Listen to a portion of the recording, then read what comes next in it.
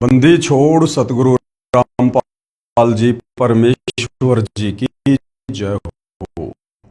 परम पिता परमात्मा सारी सृष्टि के रचनहार कुल मालिक असंख्य ब्रह्मांडों के स्वामी जगत गुरु तीनों लोकों में प्रवेश करके सबका धारण पोषण करने वाले राजाधिराज आत्माधार नाथों के नाथ देवों के देव महादेव सर्वेश्वर महेश्वर मृत्युंजय अजरो अमर आदि अनादि सनातनी प्रभु जगत पिता जगदीश्वर श्री श्री 1008 की उपाधि के वास्तविक अधिकारी अकाल मूरत सौद स्वरूपी राम वासुदेव सर्वगतम ब्रह्म परम पूज्य प्रथम पूज्य परम संत परम पुरुष परम धनी परम दयालु सत्य कबीर हक्का कबीर अल्लाहु अकबर अल्लाहु कबीर बाखबर अल्लाह ताला जगत के तारणहार जगत के मुक्तिदाता जगत के जगन्नाथ हारे के सहारे हिंदुओं के राम मुसलमानों के अल्लाह सिखों के वाहिगुरु ईसाइयों के मसीह दया के सागर दयानिधि करुणा के सागर करुणानिधि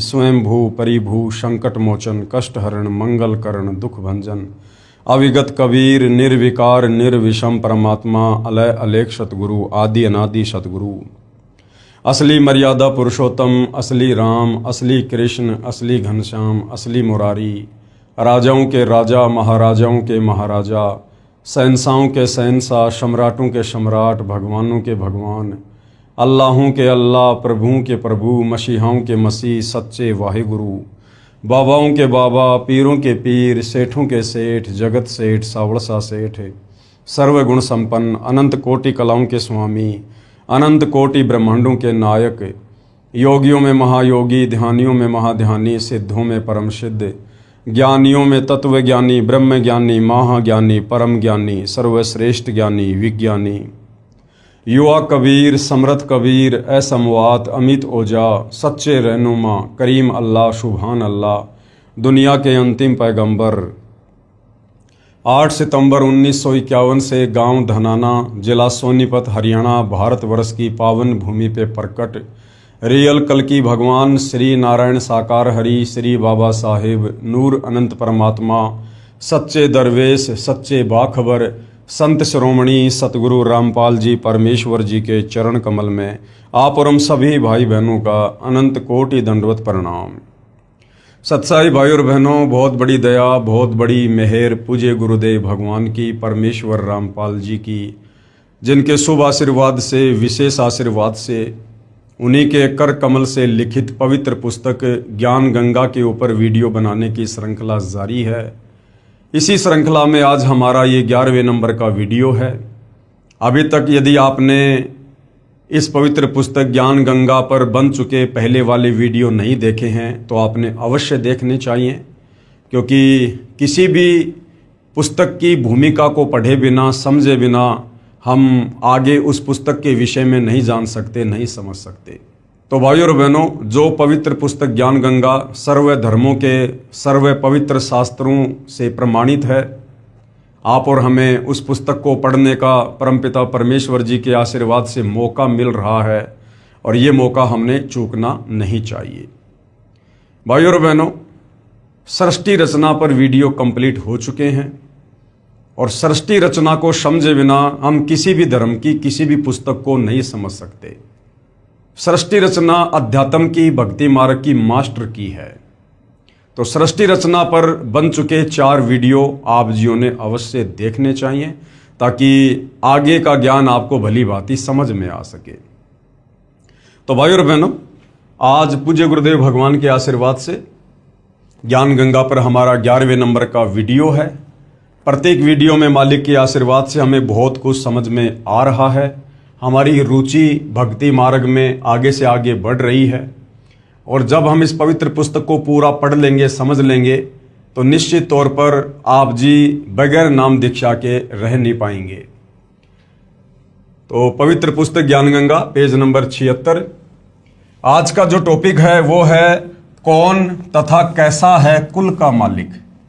सदियों से सतयुग से और वर्तमान समय तक, जब तक सतगुरु रामपाल जी ने अध्यात्म की शुरुआत नहीं की तब तक लाखों वर्षों से भक्ति मार्ग में परमात्मा चाहने वाली आत्माओं के सामने ये सवाल सबसे बड़ा रोड़ा बन के खड़ा रहा कि भक्ति तो हम करना चाहते हैं, परंतु हमें ये तो पता चले कि भगवान कौन है, परमात्मा कौन है, कैसा है, कहाँ रहता है, कैसे मिलता है, पहले हमें ये तो पता चले। तो भाइयों और बहनों, सदियों से हमें जिस परमपिता परमेश्वर जी की सारी सृष्टि के रचयिता की तलाश थी, अब वो तलाश बिल्कुल सतगुरु रामपाल जी ने समाप्त कर दी है। कौन तथा कैसा है कुल का मालिक? जिन जिन पुण्यात्माओं ने परमात्मा को प्राप्त किया, उन्होंने बताया कि कुल का मालिक एक ही है और वह मानव सदृश यानी इंसानों के जैसा दिखाई देता है, इंसानों के जैसा है। वह मानव सदृश तेजोमय शरीर युक्त है, जिसके एक रोम कूप यानी एक बाल में, एक बाल का प्रकाश करोड़ सूर्य तथा करोड़ चंद्रमाओं की रोशनी से भी अधिक है। ये परमपिता परमेश्वर कबीर साहिब जी की जब वे सतलोक के सिंहासन पर सत्य पुरुष कबीर देव के नाम से विराजमान होते हैं, तो उस समय उनके शरीर का तेज कितना होता है, नूर कितना होता है, उसका यहाँ पर वर्णन किया जा रहा है। सतलोक में कबीर परमेश्वर जी के एक बाल में इतनी चमक है, करोड़ों सूर्य करोड़ों चंद्रमा मिला दीजिए, उनकी रोशनी से भी कहीं ज्यादा रोशनी उनके एक रोमकूप में है, एक बाल में है। और पूरे शरीर पर 3.5 करोड़ रोमकूप होते हैं। उसी ने नाना रूप बनाए हैं।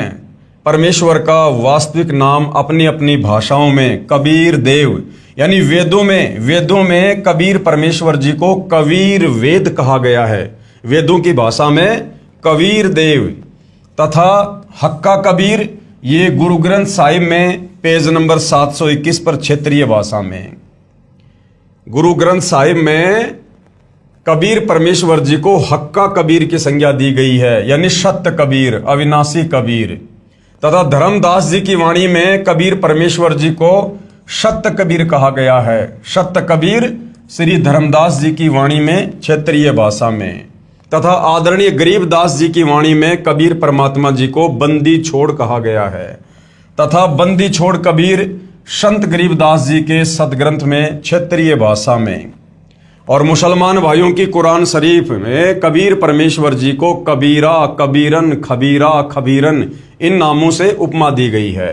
तथा कबीरा, कबीरन, खबीरा, खबीरन श्री कुरान शरीफ सूरत फुरकानी नंबर 25 आयत नंबर 19, 21, 52, 58, 59 में क्षेत्रीय अरबी भाषा में उनको कबीरा, कबीरन, खबीरा, खबीरन नामों से उपमा दी गई है। इसी पूर्ण परमात्मा के उपमात्मक नाम अनामी पुरुष, यानी जब ये कबीर परमात्मा अनामी लोक में विराजमान होते हैं तो इनको अनामी पुरुष की संज्ञा दी जाती है। और जब यही कबीर परमात्मा अगम लोक में विराजमान होते हैं तो इनको अगम पुरुष की संज्ञा दी जाती है। और जब ये कबीर परमात्मा अलख लोक में विराजमान होते हैं तो इनको अलग पुरुष की संज्ञा दी जाती है। और जब यही कबीर परमात्मा सतलोक में विराजमान होते हैं तो इनको सत्य पुरुष की उपमा दी जाती है। इसके अलावा अकाल मूर्ति, यानी जिसको कभी काल ना ग्रास करे, जो कभी भी विनाश में नहीं आता, अकाल मूर्ति। शब्द स्वरूपी राम, शब्द स्वरूपी राम का मतलब है जिनका शब्द रूप है। पूर्ण ब्रह्म यानी सबसे बड़ा भगवान। परम अक्षर ब्रह्म यानी ब्रह्म से बड़ा, परब्रह्म से बड़ा कौन? परम अक्षर ब्रह्म आदि। जैसे देश के प्रधानमंत्री का वास्तविक शरीर का नाम कुछ और होता है तथा उपमात्मक नाम प्रधानमंत्री जी, प्राइम मिनिस्टर जी अलग होता है। इसी प्रकार सारी सृष्टि के मालिक का, कुल के मालिक का वास्तविक नाम है कबीर देव। बाकी उनकी उपमात्मक पदवियों के अलग अलग नाम हैं जो आप जियों को दिखाए गए हैं। जैसे भारत देश का प्रधानमंत्री जी अपने पास गृह विभाग रख लेता है, जब वह उस विभाग के दस्तावेजों पर हस्ताक्षर करता है तो वहां गृह मंत्री की भूमिका करता है। तथा अपना पद भी गृह मंत्री लिखता है। हस्ताक्षर वही होते हैं। इसी प्रकार ईश्वरीय सत्ता को समझना है। जिन संतों व ऋषियों को परमात्मा प्राप्ति नहीं हुई, उन्होंने अपना अंतिम अनुभव बताया है कि प्रभु का केवल प्रकाश देखा जा सकता है। प्रभु दिखाई नहीं देता क्योंकि उसका कोई आकार नहीं है तथा शरीर में धुन सुनना आदि प्रभु भक्ति की उपलब्धि है। यानी भाई और बहनों, जिन आत्माओं को तत्वदर्शी संत की शरण प्राप्त नहीं हुई, जिनको तत्व ज्ञान सुनने को नहीं मिला, जिनको सृष्टि रचना के विषय में बताने वाला कोई पूर्ण संत महात्मा नहीं मिला, उन आत्माओं ने प्रयास तो बहुत किया परमात्मा की प्राप्ति का, लेकिन वो प्राप्त नहीं कर पाए और काल तक की साधना करते रहे। ओम नाम के जाप को कबीर परमेश्वर जी का नाम जाप मानकर, पूर्ण परमात्मा का नाम जाप मानकर जपते रहे, तप करते रहे। और इस काल में, क्योंकि सृष्टि रचना इसीलिए बतानी अति आवश्यक थी शुरुआत में, ताकि हम आगे का ज्ञान समझ सकें। क्योंकि ये काल जिसको प्रतिदिन 1 लाख मानव शरीरधारी आत्माओं के, जीवों के सूक्ष्म शरीर से निकली वासना खाने का श्राप कबीर परमेश्वर जी की तरफ से लगा हुआ है, जिस कारण से इसकी मजबूरी हो गई किसी को भी दर्शन ना देने की। और इसने अपनी पत्नी दुर्गा और तीनों पुत्रों ब्रह्मा विष्णु महेश के माध्यम से अपनी पूरी व्यवस्था भोजन की कर रखी है। तो इसने सौगंध खा रखी है कि मैं किसी भी जप से, तप से, ओम नाम के जाप से, किसी भी साधना से, योग से मैं अपने वास्तविक ब्रह्म रूप में दर्शन नहीं दूंगा, काल रूप में दर्शन नहीं दूंगा। जिस कारण से बेचारे ऋषियों ने, मुनियों ने, महात्माओं ने वेदों को पढ़ा और चारों वेदों में इस काल ब्रह्म का ही जाप है। तो उन ऋषि मुनियों ने, महात्माओं ने वेदों से ओम नाम निकालकर पूर्ण परमात्मा का जानकर तप किया और जाप किया। लेकिन भाई और बहनों, ये ओम नाम तो इस काल का है, इस ब्रह्म का है, जो ओम नाम के जाप से या अन्य किसी भी विधि से अपने दर्शन भगत को नहीं देता है। और अंत में उन सभी ऋषि मुनियों ने समाज में ये घोषित कर दिया कि भाई परमात्मा निराकार है, उसका केवल प्रकाश देखा जा सकता है। जिस कारण से आज तक कोई ये नहीं जान पाया कि वो एक परमात्मा कौन है, कैसा है, कहाँ रहता है, कैसे मिलता है। आओ विचार करें, जैसे कोई अंधा अन्य अंधों में अपने आप को आंखों वाला सिद्ध किए बैठा हो और कहता है कि रात्रि में चंद्रमा की रोशनी बहुत सुहावनी, मन भावनी होती है, मैं देखता हूं। अन्य अंधे शिष्यों ने पूछा कि गुरुजी चंद्रमा कैसा होता है? चतुर अंधे ने उत्तर दिया कि चंद्रमा तो निराकार है, वो दिखाई थोड़े दे सकता है। कोई कहे सूर्य निराकार है, वह दिखाई नहीं देता, यानी सूर्य स्वयं प्रकाशित है, इसलिए उसका केवल प्रकाश दिखाई देता है। गुरु जी के बताए अनुसार शिष्य 2.5 घंटे सुबह तथा 2.5 घंटे शाम आकाश में देखते हैं, परंतु कुछ दिखाई नहीं देता है। यहाँ पर भाई और बहनों, ये राधा स्वामी पंथ के साधकों के लिए बताया जा रहा है, क्योंकि राधा स्वामी पंथ के गुरुओं को नहीं पता कि परमात्मा कैसा है, कैसे मिलता है, उसका आकार कैसा है, उन्हें कुछ नहीं पता। और अपने शिष्यों को कहते हैं कि सुबह शाम 2.5 घंटे आंख कान बंद करके साधना करो, तुम्हें परमात्मा के दर्शन होंगे। तो यहां पर उनके विषय में बताया जा रहा है। गुरु जी के बताए अनुसार शिष्य 2.5 घंटे सुबह तथा 2.5 घंटे शाम आकाश में देखते हैं, परंतु कुछ दिखाई नहीं देता। स्वयं ही विचार विमर्श करते हैं कि गुरु जी तो सही कह रहे हैं, हमारी साधना पूरी 2.5 घंटे सुबह शाम नहीं हो पाती, इसलिए हमें सूर्य तथा चंद्रमा का प्रकाश दिखाई नहीं दे रहा, अर्थात हमें परमात्मा के दर्शन नहीं हो रहे। चतुर गुरु जी की व्याख्या पर आधारित होकर उस चतुर अंधे की ज्ञानहीन व्याख्या के प्रचारक करोड़ों अंधे ज्ञानहीन हो चुके हों, फिर उन्हें आंखों वाला यानी कोई तत्वदर्शी संत बताए कि सूर्य आकार में है भाई और उसी से प्रकाश निकल रहा है, इसी प्रकार चंद्रमा से प्रकाश निकल रहा है। नेत्रहीनों, चंद्रमा के बिना रात्रि में प्रकाश कैसे हो सकता है? यानी जिन साधकों ने, ऋषि मुनियों ने ये कहा कि केवल परमात्मा का प्रकाश देखा जा सकता है, तो परमात्मा ये चंद्रमा का, सूर्य का उदाहरण देकर समझा रहे हैं कि जिस प्रकार सूर्य के बिना सूर्य का प्रकाश नहीं हो सकता, चंद्रमा के बिना चंद्रमा का प्रकाश नहीं हो सकता, इसी प्रकार परमात्मा के बिना, भगवान के बिना उसका प्रकाश भी नहीं हो सकता। यदि प्रकाश है तो वो साकार है, लेकिन तुम्हें दिखाई नहीं दे रहा, ये तुम्हारी भक्ति की कमी है। कोई कहे कि ट्यूबलाइट देखी है, फिर कोई पूछे कि ट्यूब कैसी होती है जिसकी आपने रोशनी देखी है, उत्तर मिले कि ट्यूब तो निराकार है। निराकार होने के कारण दिखाई नहीं देती, केवल प्रकाश देखा जा सकता है। विचार करें, ट्यूब बिना प्रकाश कैसा। यदि कोई कहे कि हीरा स्वयं प्रकाशित होता है, फिर यह भी कहे कि हीरे का केवल प्रकाश देखा जा सकता है, क्योंकि हीरा तो निराकार है, वह दिखाई थोड़े देता है, तो वह व्यक्ति हीरे से परिचित नहीं है, फोकट का जोरी बना बैठा है। जो परमात्मा को निराकार कहते हैं, जो साधक, जो गुरुजन परमात्मा को निराकार कहते हैं कि परमात्मा दिखाई नहीं देता, परमात्मा का कोई आकार नहीं है, और साथ में ये भी कहते हैं तथा केवल प्रकाश देखना तथा धुन सुनना ही प्रभु प्राप्ति मानते हैं, वे पूर्ण रूप से प्रभु तथा भक्ति से अपरिचित हैं। जब उनसे प्रार्थना की कि कुछ नहीं देखा है तुमने, अपने अनुयायियों को भ्रमित करके दोषी हो रहे हो, न तो आपके गुरुदेव के तत्व ज्ञान रूपी नेत्र हैं और न ही आपको, इसलिए दुनिया को भ्रमित मत करो। इस बात पर सर्व ज्ञान रूपी नेत्रों के अंधों ने लठ उठा लिए कि हम तो झूठे, तू एक सच्चा। आज वही स्थिति सतगुरु रामपाल जी महाराज के साथ हो रही है। जब सतगुरु रामपाल जी सृष्टि रचना के माध्यम से तत्व ज्ञान के द्वारा धर्म शास्त्रों को दिखा दिखाकर लोगों को समझाते हैं, तो उन नादान धर्मगुरुओं के अज्ञान का रंग ज्यादा चढ़ा होने के कारण सतगुरु रामपाल जी के साथ वाद विवाद करते हैं कि हमारे गुरुजी तो सैकड़ों वर्षों से पंथ चला रहे हैं, हमारे पंथ में तो करोड़ों की संख्या में भगत हैं, और तुम तो अभी अभी भक्ति मार्ग में आए हो, तुम्हें क्या पता परमात्मा के बारे में, तुम क्या जानते हो भक्ति के बारे में। तो भाइयों और बहनों, इस विधि से तो आप कभी जिंदगी में परमात्मा के दर्शन नहीं कर पाओगे। अब इस विवाद का निर्णय कैसे हो कि किस संत के विचार सही हैं, किसके गलत हैं।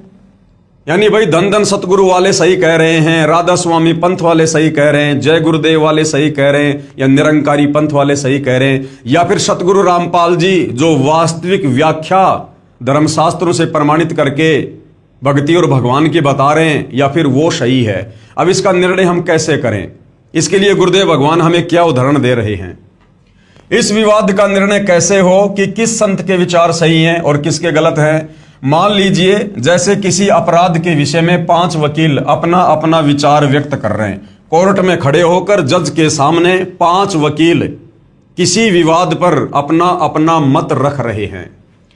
एक वकील कहे कि इस अपराध पर संविधान की धारा 301 लगेगी, दूसरा कहे 302 लगेगी, तीसरा कहे 304 लगेगी, चौथा कहे 306 तथा 5वां वकील 307 को सही बताए। तो भाई अपराध अगर एक है तो धारा भी एक ही लगेगी, यानी उनमें से 4 वकील गलत हैं।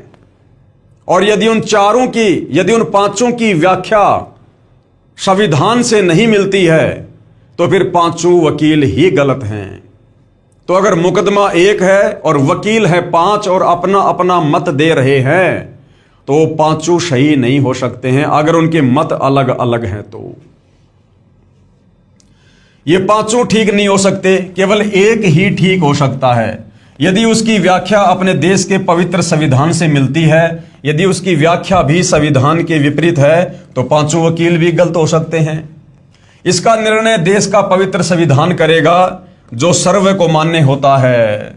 इसी प्रकार भिन्न भिन्न विचारधाराओं में तथा साधनाओं में से कौन सी शास्त्र अनुकूल है या कौन सी शास्त्र विरुद्ध है, इसका निर्णय पवित्र सदग्रंथ ही करेंगे जो सर्व को मान्य होने चाहिए। आज भारत देश में दुनिया भर के साधु संत महात्मा आचार्य मंडलेश्वर हैं और सबकी व्याख्या भक्ति और भगवान को लेकर एक दूसरे से मेल नहीं खाती है, भिन्न भिन्न है। कोई कहता है कि ओम नाम का जाप करो, कोई कहता है राधे राधे श्याम मिला दो ये जाप करो, कोई कहता है ओम नमे भागवते वासुदेवाय का जाप करो, कोई कहता है हरे राम जय जय राम सीताराम, कोई अकेला सोहम नाम देता है। हर संत की अपनी अपनी अलग अलग व्याख्या है। अब भाइयों और बहनों, इस प्रकार से तो निर्णय नहीं हो सकता।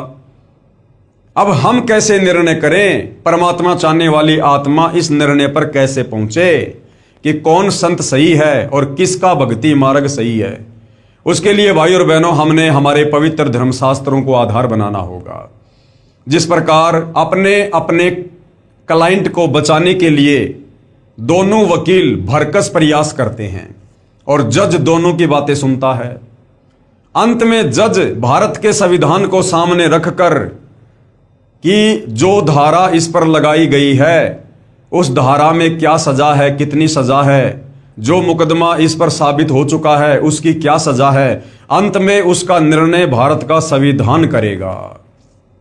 इसी प्रकार भाइयों और बहनों, कौन संत सही है, किसकी भक्ति सही है, किसके मंत्र सही हैं, किसका भक्ति मार्ग सही है, इसका निर्णय हमारे पवित्र धर्मशास्त्र करेंगे, धर्म ग्रंथ करेंगे। और चारों वेद और गीता जी पूरे विश्व के एक नंबर के धर्म ग्रंथ है, अध्यात्म को लेकर, भक्ति को लेकर। तो समझदार व्यक्ति धर्म ग्रंथों से निर्णय करेगा, मिलान करेगा कि जो जो गुरुजन भक्ति और भगवान की व्याख्या कर रहे हैं उनमें से किसकी व्याख्या हमारे सदग्रंथों से मेल खाती है। यही प्रमाण पवित्र श्रीमद् भगवत गीता अध्याय 16 श्लोक नंबर 23 और 24 में है। जिन आंखों वालों यानी पूर्ण संतों ने सूर्य यानी पूर्ण परमात्मा को देखा, उनमें से कुछ के नाम हैं। यानी जिन जिन महापुरुषों ने, जिन जिन अच्छी आत्माओं ने कुल के मालिक कबीर परमेश्वर जी के दर्शन किए, परमात्मा जी सतलोक से चलकर साक्षात धरती पर प्रकट होकर उनको मिले, उनको शतलोक लेकर गए, उनको सर्व सृष्टि रचना से परिचित करवाया। उन महापुरुषों में कुछ एक महापुरुष हैं जिनके नाम यहां पर दिए गए हैं। आदरणीय धर्मदास जी, आदरणीय दादू जी, आदरणीय मलुकदास जी, आदरणीय गरीबदास जी, आदरणीय नानक जी, आदरणीय घीसादास जी। और ये सबसे पहले आदरणीय धर्मदास जी, इनके क्या विचार हैं कि परमात्मा कौन है, कैसा है। आदरणीय धर्मदास जी, आदरणीय धर्मदास जी बांधवगढ़ मध्य प्रदेश वाले, जिनको पूर्ण परमात्मा जिंदा महात्मा के रूप में मथुरा में मिले। सतलोक दिखाया, वहां सतलोक में दो रूप दिखाकर जिंदा वाले रूप में पूर्ण परमात्मा वाले सिंहासन पर विराजमान हो गए। तथा आदरणीय धर्मदास जी को कहा कि मैं ही काशी बनारस में नीरू नीमा के घर गया हुआ हूं, वहां धानक यानी जुलाहे का कार्य करता हूं। आदरणीय श्री रामानंद जी मेरे गुरु जी हैं, यानी 650 साल पहले कबीर परमेश्वर जी जो सन 1398 में बनारस के काशी में लहरतारा तालाब पर कमल के विकसित फूल पर शिशु रूप में प्रकट हुए। और जब वे 5 वर्ष की लीला में आयु में आए तो उन्होंने सर्वप्रथम पंडित रामानंद जी को अपना मुंह बोला गुरु धारण किया। श्री रामानंद जी मेरे गुरु जी हैं, ये कहकर श्री धर्मदास जी की आत्मा को वापस शरीर में भेज दिया। श्री धर्मदास जी का शरीर 2 दिन बेहोश रहा, तीसरे दिन होश आया तो काशी में खोज करने पर पाया कि यही काशी में आया धानक ही पूर्ण परमात्मा सत्य पुरुष है। कि भाई जो काशी में धानक जुलाहे का कार्य कर रहे हैं, कबीर जी जो लीला कर रहे हैं, यही वास्तव में कुल का मालिक है, सारी सृष्टि को रचने वाला है, जो यहां पर लीला कर रहा है। आदरणीय धर्मदास साहिब जी ने पवित्र कबीर सागर, कबीर साखी, कबीर बीजक नामक सदग्रंथों की आंखों देखे तथा पूर्ण परमात्मा के पवित्र मुख कमल से निकले अमृत वचन रूपी विवरण से रचना की अमृतवाणी में प्रमाण। आज मोहे दर्शन दियो जी कबीर, आज मोहे दर्शन दियो जी कबीर। यानी कबीर परमेश्वर जो धर्मदास जी के गुरुजी थे, और जब 1518 में परमात्मा अपनी लीला समाप्त करके सह शरीर सतलोक को गए थे, उसके कुछ वर्षों के बाद धर्मदास जी के मन में थोड़ा दोष आ गया था काल प्रेरणा से। तो उस समय धर्मदास जी ने अपने पूज्य गुरुदेव कबीर जी को याद करके उनकी पुकार की, रोने लगे। तो कबीर परमेश्वर जो समर्थ परमात्मा है, कहते हैं गोता मारूं स्वर्ग में जा बैठूं पाताल, गरीब दास ढूंढता फिरूं अपने हीरे मोती लाल। एक क्षण में परमात्मा 16 संकोश की दूरी को तय करके और पृथ्वी पर धर्मदास जी के सामने प्रकट हो गए। धर्मदास जी की खुशी का ठिकाना नहीं।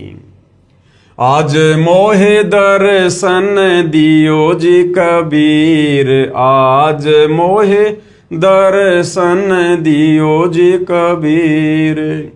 सतलोक से चल कर आए, सतलोक से चल कर आए, काटन यम की जंजीर, आज मोह दर्शन दियो जी कबीर, आज मोहे दर्शन दियो जी कबीर। कि हे कबीर परमात्मा, आप परमात्मा चाहने वाली आत्माओं के शतलोक से चलकर गति करके धरती पर प्रकट होकर अपना तत्व ज्ञान देकर काल की जम वाली जंजीर काटने के लिए आते हो।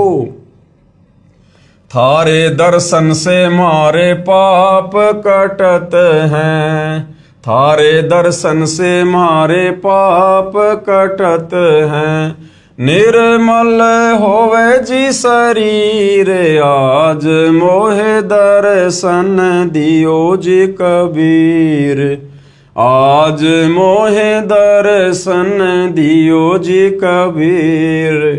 कहते हैं साधु दर्शन राम का मुख पे बसे सुहाग, और दर्शन उन्हीं को होते हैं जिनके पूर्ण भाग। तो धर्मदास जी कहते हैं कि हे कबीर परमात्मा, हे गुरुदेव, आपके दर्शन मात्र से हमारे युगों युगों के पाप कर्मों का नाश होता है और हमारा शरीर, हमारी आत्मा आपके दर्शन से निर्मल हो जाती है। अमृत भोजन मारे सतगुरु जी मैं, अमृत भोजन मारे सतगुरु जी मैं। शब्द दूध की खीर, आज मोहे दर्शन दियो जी कबीर, आज मोहे दर्शन दियो जी कबीर। कहते साधु भूखा भाव का, धन का भूखा नाही, जो कोई धन का भूखा साधु भी नाही। तो कबीर परमात्मा जी अपने भगत के भाव के भूखे हैं। हिंदू के तुम देव कहाए, हिंदू के तुम देव कहाए। मुसलमान के पीर, आज मोहे दर्शन दियो जी कबीर, आज मोहे दर्शन दियो जी कबीर। 650 साल पहले जब कबीर परमेश्वर जी आए थे और 120 वर्ष तक लीला में उम्र में यहाँ पर रहे थे, अपने तत्व ज्ञान का प्रचार किया और 64 लाख उनके शिष्य हुए थे। तो उन 64 लाख शिष्यों में हिंदू और मुसलमान दोनों ही उनके सेवक थे। दोनों दीन का झगड़ा छिड़ गया, दोनों धर्मों का झगड़ा छिड़ गया। टोहे ना पाए शरीर, आज मोहे दर्शन दियो जी कबीर, आज मोहे दर्शन दियो जी कबीर। यानी जब 650 साल पहले सन 1518 में 120 साल तक लीला करके कबीर परमात्मा मगर से सशरीर सतलोक को जा रहे थे, उस समय काशी नरेश वीर सिंह बघेल और मगर के नवाब बिजली खान पठान, जो दोनों ही कबीर परमात्मा जी के भगत थे, कबीर परमेश्वर जी के शरीर को लेकर आपस में मरने मारने की सोच बैठे थे कि एक बार कबीर जी शरीर छोड़ दे, सतलोक चले जाएं। उसके बाद वीर सिंह ने सोचा कि इनके शरीर का अंतिम संस्कार हम मुसलमान रीति से करेंगे, और उधर वीर सिंह बघेल सोच रहा था कि हम इस शरीर का अंतिम संस्कार हिंदू रीति से करेंगे। लेकिन कबीर परमात्मा जी अंतर्यामी थे और उस समय भविष्य वक्ताओं ने भविष्यवाणियां कर रखी थी कि ऐसे ऐसे इस समय पर भयंकर हिंदू मुसलमान झगड़ा होगा और करोड़ों लोग कट कट के मरेंगे। अंतर्यामी समर्थ कबीर परमात्मा जी ने ऐसी लीला करी, ऐसा खेल खेला, हिंदू मुसलमान कहाँ आपस में लड़ने झगड़ने की सोच रहे थे और आपस में गले लग लग के सगे भाइयों की तरह रो रहे हैं कि हम नादान गुरुदेव से इतना ज्ञान लेने के बाद और हमारी बुद्धि कहाँ जा रही थी, हम क्या कुछ अनर्थ करने का सोच रहे थे। तो कबीर परमेश्वर जी ने कहा था कि भाई मेरा शरीर तुमको नहीं मिलेगा, लेकिन उनको यकीन नहीं हो रहा था कि शरीर कहां जाएगा। तो कबीर परमेश्वर जी ने कहा कि मेरे शरीर की जगह तुम्हें जो भी वस्तु मिले भाई उसको आधा आधा बांट लेना, लड़ना झगड़ना मत। और कबीर परमेश्वर जब सतलोक गए, उसके बाद जब देखा वो चद्दर हटा के जहां पर वो लेटे हुए थे, तो शरीर के आकार में वहां पर फूल ही फूल थे, फूल ही फूल। और हिंदू मुसलमान दोनों ने आपस में आधे आधे बांट लिए। मुसलमानों ने वहां पर अपनी मजार वगैरह बना ली और हिंदू ने वहां पर मंदिर बना लिया। तो ये उस समय का ये वर्णन है कि दोनों धर्मों का झगड़ा छिड़ गया और टोए न पाया शरीर। वहां पर कबीर जी का शरीर नहीं मिला, सुगंधित फूल मिले जो दोनों ने आपस में बांट लिए थे। धर्मदास की अर्ज गोसाई, धर्मदास की अर्ज गोसाई, बेड़ा लंगइयो पर लेती रे आज, मोहे दर्शन दियो जी कबीर, आज मोहे दर्शन दियो जी कबीर। अंत में धर्मदास जी कह रहे हैं कि हे कबीर परमात्मा, हे मेरे मालिक, मुझ धर्मदास का बेड़ा पार लगा दियो, यानी काल लोक से अपने दास को सतलोक में बैठा दियो। तो कहने का मतलब है वो कुल का मालिक कबीर परमात्मा है, वो सहशरीर है, मनुष्य दृश्य रूप में है। और आदरणीय धर्मदास जी को सतलोक से चलकर और मथुरा में मिले थे, उनको तत्व ज्ञान समझाया था, अपना शिष्य बनाया था। फिर धर्मदास जी को कबीर परमात्मा सतलोक लेकर गए, उनको सर्व व्यवस्था से, सृष्टि रचना से, सर्व ब्रह्मांडों से परिचित करवाया था। उसके बाद धर्मदास जी ने कबीर परमेश्वर की बहुत सारी महिमा की। उसके बाद भाइयों और बहनों, आदरणीय दादू जी अमृतवाणी में प्रमाण, कबीर परमेश्वर के साक्षी, जिस प्रकार आदरणीय धर्मदास जी को कबीर परमात्मा जिंदा बाबा के रूप में मथुरा में मिले थे सतलोक से चलकर, उसी प्रकार आदरणीय दादू जी को भी कबीर परमात्मा सतलोक से चलकर गति करके धरती पर प्रकट होकर जिंदा बाबा के रूप में मिले थे। और उसके बाद आदरणीय दादू जी की आत्मा को धर्मदास जी की तरह सतलोक लेकर गए, सर्व व्यवस्था से, सर्व ब्रह्मांडों से सतलोक से परिचित करवाया। और फिर दादू जी ने किस प्रकार अटूट महिमा अपने गुरुदेव कबीर परमेश्वर जी की अपनी वाणियों के माध्यम से की। आदरणीय दादू जी जब 7 वर्ष के बालक थे तब पूर्ण परमात्मा यानी कबीर परमेश्वर जिंदा महात्मा के रूप में मिले तथा सतलोक ले गए। 3 दिन तक दादू जी बेहोश रहे। होश में आने के पश्चात परमेश्वर की महिमा की, आंखों देखी बहुत सी अमृतवाणी उच्चारण की। जिन मोकू निज नाम दिया सोए सतगुरु हमारे, दादू दूसरा कोई नहीं कबीर सिरजनहार। दादू जी कह रहे हैं जिस महापुरुष ने मुझे नाम दीक्षा दी, कहते हैं वही मेरा सतगुरु है। और दादू जी कह रहे हैं कि और कोई नहीं, वो खुद कबीर परमात्मा ही है जिन्होंने सारी सृष्टि को रचा है। जिन मोकू निज नाम दिया सोए सतगुरु हमारे, दादू दूसरा कोई नहीं कबीर सिरजनहार।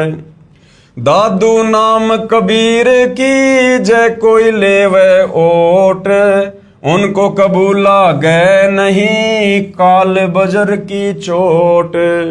दादू जी कबीर परमेश्वर जी की महिमा से परिचित होने के बाद अपनी अमृतवाणी में कह रहे हैं कि यदि कोई कबीर परमेश्वर जी का नाम ले लेता है, उनकी शरण में आ जाता है, जब वे तत्वदर्शी संत के रूप में आते हैं, जय कोई लेवे ओट, ओट यानी उनसे नाम दीक्षा लेकर जब कोई उनकी शरण में आ जाता है, कहते हैं उसके बाद उनको कबूल लागे नहीं काल बजर की चोट।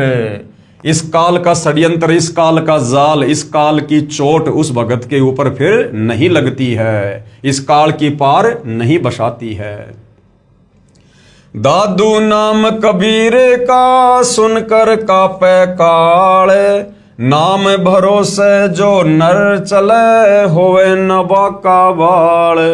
दादू जी कह रहे हैं जब कोई एक बार तत्वदर्शी संत रूप में आए हुए कबीर परमेश्वर जी का नाम ले लेता है तो कहते हैं फिर वो काल भी कांपता है उस भगत से, क्योंकि उसके पास कबीर जी का नाम होता है। जैसे वर्तमान में सतगुरु रामपाल जी की शरण में आने के बाद यदि कोई मर्यादा में रहकर भक्ति करता है तो काल उस भगत के निकट नहीं आ सकता। नाम भरोसे जो नर चले, जो भगत मर्यादा में रहकर नाम का सुमरण करता है, कहते हैं फिर उसका होवे न बाका बाल, काल उसका फिर कुछ नहीं बिगाड़ सकता। जो जो शरण कबीर के तर गए अनंत अपार, दादू गुण के ता कहे कहत न आवे पार। दादू जी कह रहे हैं मैं उस कबीर परमेश्वर की क्या महिमा करूं, उनकी शरण में आने के बाद तो अनंत आत्माएं काल के जाल से निकलकर सतलोक चली गई। कबीर करता आप है दूजा ना कोई, दादू पूर्ण जगत को भक्ति दृढ़ावे सोए। दादू जी कह रहे कि कबीर परमात्मा के अलावा कोई करता यानी कोई भगवान नहीं है, कोई करतार नहीं है। और पूरे संसार को, पूरे जगत को यदि कोई सतभक्ति देता है तो कबीर परमात्मा ही देता है। ठेका पूरा होवे जब सब कोई तजे शरीर, दादू काल गंजे नहीं जपे जो नाम कबीर। क्या कह रहे हैं दादू जी कि ठेका पूरा होवे जब, यानी जब ये शरीर छूटने का समय आ जाता है तो कहते हैं हर किसी को ये चोला छोड़ना पड़ता है, लेकिन जिसके पास में कबीर परमात्मा जी का नाम होता है, जो तत्वदर्शी संत की शरण में होता है, कहते हैं फिर उसको काल हाथ नहीं लगाता। दादू काल गंजे नहीं जपे जो नाम कबीर। आदमी की आयु घटे तब यम घेरे आए, सुमरण किया कबीर का दादू लिया बचाए। कहते जब इंसान की सांसें पूरी हो जाती हैं, शरीर छूटने का समय आ जाता है और यम के दूत उसे चारों ओर से घेर लेते हैं, लेकिन यदि किसी के पास में कबीर परमेश्वर जी का नाम है, मंत्र है, तो कहते हैं फिर उसके एक सुमरण से वो काल के दूत दूर दूर जाकर गिरते हैं, दूर दूर जाकर उस भगत के निकट में नहीं आ सकते। कबीर परमात्मा शब्द रूप में उस भगत के साथ में रहता है और अपने भगत को परमात्मा यमदूतों से बचाता है। मेट दिया अपराध सब आए मिले छन माहे, दादू संग ले चले कबीर चरण की छां। यानी कबीर परमात्मा सतलोक से चलकर दादू जी को आकर मिले और उनके सारे अपराधों को क्षण भर में समाप्त कर दिया, नाम दीक्षा देकर अपना भगत बनाकर, और अपने चरणों में दादू जी को जगह दी। सेवक देव निज चरण का दादू अपना जान, भृंगी सत्य कबीर ने कीन्या आप समान। यानी वो कबीर परमात्मा अपने भगत को अपना मंत्र देकर मर्यादाओं में रखकर भक्ति करवाकर उसे अपना जैसा ही बना लेता है सतलोक के लिए। दादू अंतर्गत सदा छिन छिन सुमरण ध्यान, वारु नाम कबीर पर पल पल मेरा प्राण। यानी कबीर परमेश्वर जी ने मुझे ऐसी भक्ति दे दी है, मोक्ष वाली, मोक्षदायक, कि मैं पल पल अपना सर्वस्व तन मन धन अपने कबीर परमात्मा, अपने गुरुदेव भगवान पर न्योछावर करता हूं। सुन सुन साख कबीर की काल नवावे माथ, धन धन हो तीनों लोक में दादू जोड़े हाथ। सुन सुन साख कबीर की काल नवावे माथ। कबीर परमेश्वर की महिमा सुनकर और कहते हैं ये काल भी अपना शीश झुका देता है। धन धन हो तीनों लोक में दादू जोड़े हाथ। हे कबीर परमात्मा, तीनों लोक में आपकी जय जयकार हो, आप धन हो। दादू इस प्रकार से हाथ जोड़कर अपने गुरुदेव कबीर परमात्मा जी की महिमा कर रहे हैं। केहरी नाम कबीर का विषम काल गजराज, दादू भजन पर तापते भागे सुनत आवाज।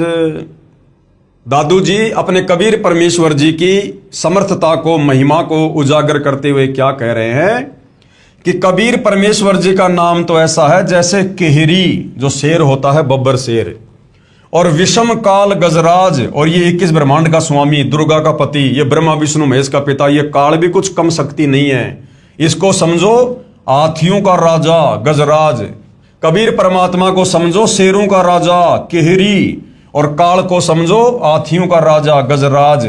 लेकिन जब कबीर परमेश्वर जी के नाम की बात आती है, कबीर परमेश्वर जी की समर्थता और महिमा की बात आती है, तो कहते हैं उनके भजन के प्रताप से, उनकी भक्ति के आगे कहते हैं ये काल भी ये दौड़ पड़ता है, भाग पड़ता है, ये टिक नहीं पाता है ये कबीर परमेश्वर जी के नाम के सामने।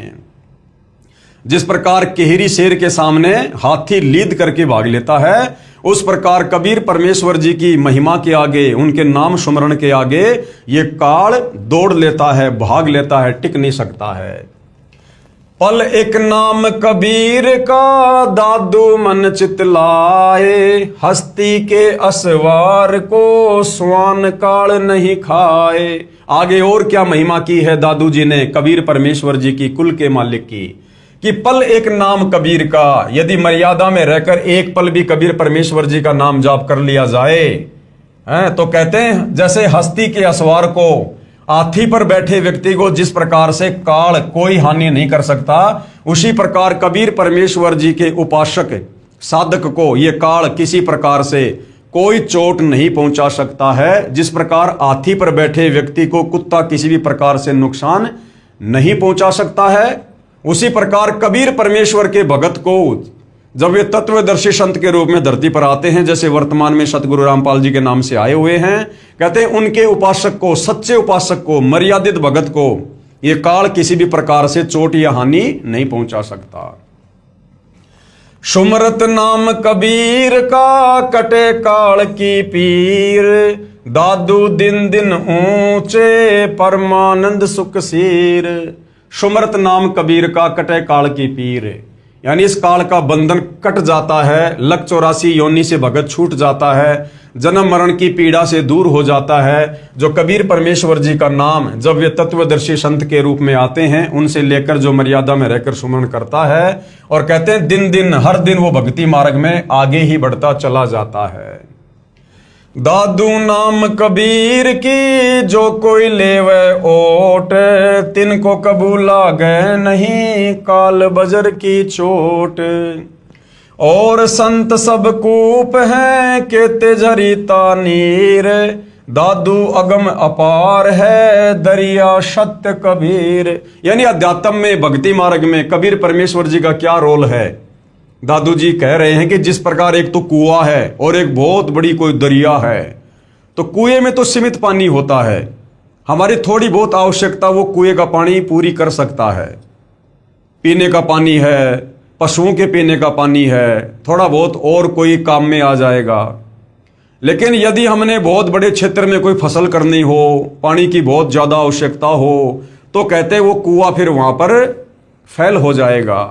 तो ये जितने भी साधु संत महात्मा, देवी देवता, ये जितने भी ब्रह्मा विष्णु महेश, ब्रह्म परब्रह्म, इनकी क्षमता तो कुएं के जैसी है, अध्यात्म में कुएं के जैसी, जो केवल काम चलाऊ सरकार है। और वो कबीर परमेश्वर तो दरिया है, सागर असीमित। यानी उनकी शरण में आने के बाद फिर हमारे हर कार्य कबीर परमेश्वर जी के आशीर्वाद से सफल होते हैं। अब ही तेरी सब मिटे जन्म मरण की पीर, श्वास उसास सुमर ले दादू नाम कबीर। अब ही तेरी सब मिटे जन्म मरण की पीर, यानी जब से हम सतलोक से कबीर परमात्मा जी से बिछुड़कर अपनी गलती के चलते इस काल के साथ 21 ब्रह्मांडों में आए हैं, और असंख्य युगों से हम यहाँ पर जन्म मरण के कष्ट, लक 84 योनियों के कष्ट भोग रहे, उठा रहे हैं। तो दादू जी कहते हैं अब वो तेरी सारी पीड़ा मिट जाएगी, अभी तेरी सब मिटाए जन्म मरण की पीर। क्या करना पड़ेगा? जब कबीर भगवान तत्वदर्शी संत के रूप में आते हैं, उस समय उनसे वो श्वास वाला सतनाम का जाप ले ले और उसका सुमरण कर, तेरी सारी पीड़ा इसी जन्म में समाप्त हो जाएगी। तो भाई वर्तमान में इस पूरी धरती पर एकमात्र तत्वदर्शी संत सतगुरु रामपाल जी हैं, और वो श्वास का नाम केवल सतगुरु रामपाल जी के पास है। और इन्हीं से उपदेश लेने से वो नाम अपना कार्य करेगा, भगत की जन्म मरण की पीड़ को काटेगा। कोई सरगुण में रीझ रहा, कोई निर्गुण ठहराए, दादू गति कबीर की मोते कही ना जाए। जिन मोकू निज नाम दिया, सोए सतगुरु हमारे, दादू दूसरा कोई नहीं, वो कबीर सृजनहार। सारी सृष्टि का सृजनहार वो कबीर परमात्मा ही है। उसके बाद भाइयों और बहनों, आदरणीय मलुकदास जी, इनको भी आदरणीय धर्मदास जी और आदरणीय दादू जी की तरह कबीर परमात्मा जी सतलोक से चलकर धरती पर प्रकट होकर मिले थे। इनको अपना तत्व ज्ञान दिया, अपना शिष्य बनाया, इनको भी सतलोक दिखाया। और मलुकदास जी ने भी अपनी अमृतवाणी में कबीर परमेश्वर जी की कलम तोड़ महिमा की है। आदरणीय मलुकदास जी कबीर देव के साक्षी 42 वर्ष की उम्र में श्री मलुकदास साहिब जी को पूर्ण परमात्मा मिले तथा 2 दिन तक श्री मलुकदास जी अचेत रहे, यानी उनको सतलोक लेकर गए थे परमात्मा, नीचे उनका शरीर अचेत था। फिर निमन वाणी उच्चारण की, जपोरे मन साहेब नाम कबीर, जपोरे मन साहेब नाम कबीर। क्या कह रहे हैं मलुकदास जी कि हे भाई, हे मेरे मन, अगर काल के 21 ब्रह्मांडों से मुक्ति चाहिए, जन्म मरण से छुटकारा चाहिए, गधा कुत्ता शुअर बनकर उन महाकष्टों से छुटकारा चाहिए, तो कहते हैं कबीर परमेश्वर जी का नाम जाप कर ले। जब वे तत्वदर्शी संत के रूप में आते हैं, उनसे दीक्षा लेकर अपनी आत्मा का कल्याण करवा ले। जपोरे मन सतगुरु नाम कबीर, जपोरे मन साहेब नाम कबीर। एक समय गुरु बंसी बजाई कालंदरी के तीर, एक समय गुरु बंसी बजाई कालंदरी के तीर। सुर नर मुनि जन थक गए, रुक गया दरिया नीर, जपोरे मन साहेब नाम कबीर, जपोरे मन परमेश्वर नाम कबीर। अपने गुरुदेव की, कबीर परमात्मा की महिमा बताते हुए आदरणीय मलुकदास जी क्या कह रहे हैं, क्योंकि भाइयों और बहनों, ये मलुकदास जी पहले श्री कृष्ण जी यानी श्री विष्णु जी के उपासक थे, जब तक ये कबीर परमात्मा जी की शरण में नहीं आए थे। तो मलुकदास जी ने श्री कृष्ण जी की महिमा करते हुए और कबीर जी से कहा कि हे गुरुदेव, हे परमात्मा, श्री कृष्ण जी के विषय में हम सुना करते हैं कि वो ऐसे ही बांसुरी बजाया करते थे कि आसपास के पशु पक्षी भी उनकी बांसुरी की मधुर आवाज सुनने के लिए आ जाया करते थे। तो कबीर परमात्मा तो हर प्रकार से अपने भक्तों की शंका का समाधान करते हैं, निवारण करते हैं। तो कबीर परमात्मा जो मलुकदास जी के गुरुजी थे, उन्होंने कहा कि चल भाई, आज हम भी जमुना जी के किनारे और आपको बांसुरी बजा के दिखाते हैं।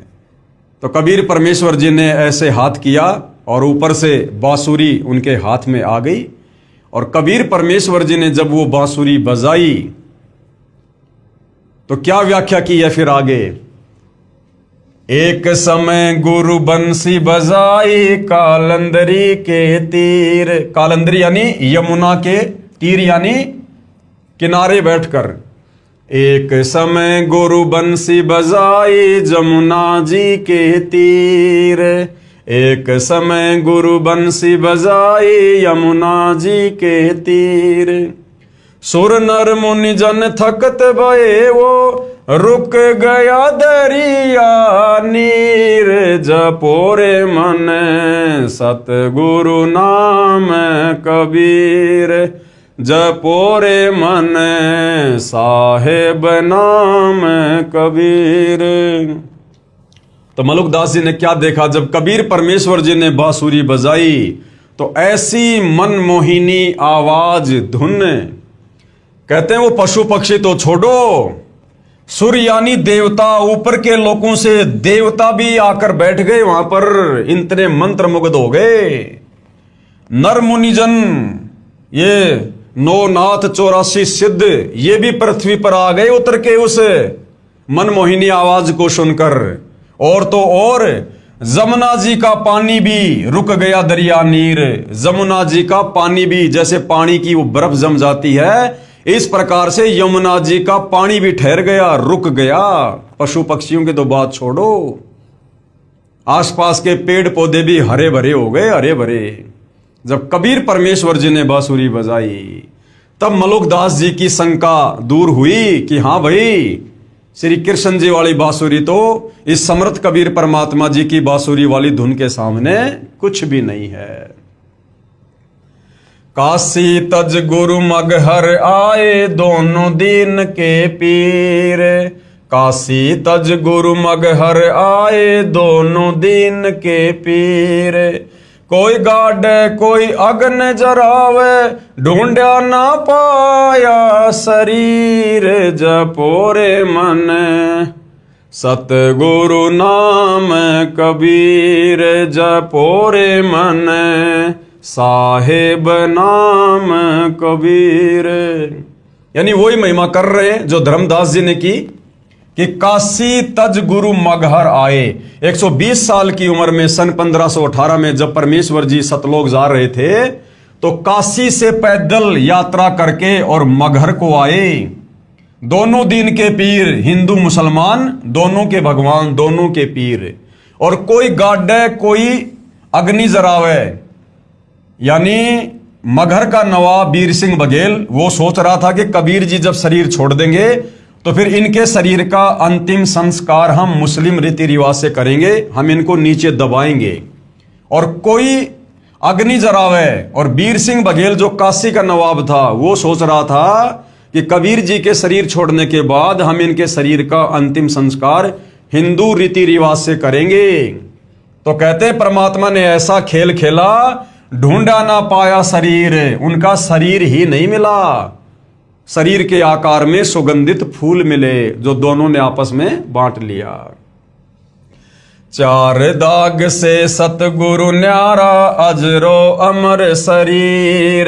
चार दाग से सतगुरु न्यारा अजरो अमर शरीर। दास मलूक सलूक कहते हैं खोजो कसम कबीर। जपोरे मन साहेब नाम कबीर। जपोरे मन परमेश्वर नाम कबीर। मलुकदास जी ने क्या महिमा गाई अपने गुरुदेव की कि चार दाग से सतगुरु न्यारा। वो कबीर परमात्मा चार दाग में नहीं आता। जिस प्रकार से संसार के प्राणी चार प्रकार से दाग को प्राप्त होते हैं हम अंतिम संस्कार के बाद। कोई जमीन में गाड़ता है, कोई अग्नि में जराता है, कोई पानी में बहा देता है, कोई ऊंचे स्थान पर डाल देता है। तो कहते हैं वो कबीर परमात्मा इस प्रकार से मृत्यु को प्राप्त नहीं होता। उनका तो अजरो अमर शरीर है, वो तो सह शरीर आते सह शरीर जाते हैं। और दास मलूक सलूक कहते हैं, यानी मलुकदास जी कह रहे हैं मैं अपने होशो हवास में कह रहा हूं, खोजो खशम कबीर। उस कबीर परमेश्वर की खोज कर लो। जब वे तत्वदर्शी संत के रूप में आते हैं उनसे उपदेश ले लो और अपनी आत्मा का कल्याण करवा लो, काललोक से बाहर निकल लो। इसी प्रकार भाइयों और बहनों, वो कुल का मालिक कौन है, कैसा है, कहां रहता है, कैसे मिलता है, क्या उसकी महिमा है। आदरणीय गरीबदास जी ने भी कबीर परमेश्वर जी के दीदार के बाद उपरोक्त महापुरुषों की तरह उनकी महिमा की है। आदरणीय गरीबदास जी छुडानी जिला जज्जर हरियाणा वाले अपनी अमृतवाणी में ये प्रमाण देते हैं, प्रभु कबीर यानी कबीर देव के साक्षी। आदरणीय गरीबदास जी का आविर्भाव सन 1717 में हुआ तथा साहिब कबीर जी के दर्शन 10 वर्ष की उम्र में सन 1727 में नला नामक खेत में हुए तथा शतलोकवास सन 1778 में हुआ। आदरणीय गरीबदास जी को भी परमात्मा कबीर साहिब जी सह शरीर जिंदा रूप में मिले, यानी सतलोक से चलकर आए, सह शरीर मिले। आदरणीय गरीबदास जी अपने नला नामक खेतों में अन्य साथी ग्वालों के साथ गाय चरा रहे थे, जो खेत कबलाना गांव की सीमा से सटा है। ग्वालों ने जिंदा महात्मा के रूप में प्रकट कबीर परमेश्वर से आग्रह किया कि आप खाना नहीं खाते हो तो दूध ग्रहण करो, क्योंकि परमात्मा ने कहा था कि मैं अपने सतलोक यानी अपने गांव सतलोक से खाना खाकर आया हूं। तब परमेश्वर कबीर जी ने कहा कि मैं कुंवारी गाय का दूध पीता हूं। जो वेदों में परमेश्वर की महिमा लिखी है कि जब वो परमात्मा प्रत्येक युग में शिशु रूप में कमल के फूल पर प्रकट होता है तो उनके परवरिश की लीला कुंवारी गायों के दूध से होती है। बालक गरीबदास जी ने एक कुंवारी गाय को परमेश्वर कबीर जी के पास लाकर कहा कि बाबा जी, ये बिना ब्याई यानी ये कुंवारी है, ये कैसे दूध दे सकती है।